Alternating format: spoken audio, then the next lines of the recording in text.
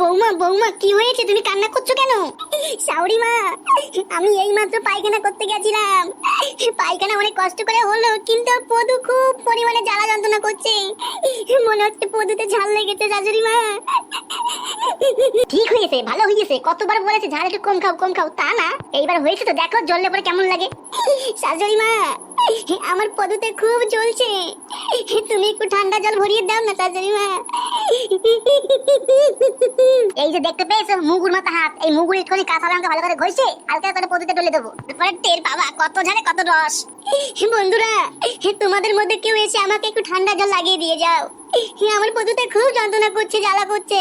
আর হ্যাঁ, তোমরা বলো তো এরকম সমস্যায় তোমরা কে কে পড়েছো, আর কমেন্ট করে দিও, আর তাড়াতাড়ি করে ফলো করে দাও। বন্ধুরা, যদি ফলো না করো এই মুগুর মাথা হাত, লঙ্কা লাগানো হাত একদম তোমাদের পদুতে হালকা করে নাড়িয়ে দেবো, দেখবে কিরকম জ্বলা জ্বলে।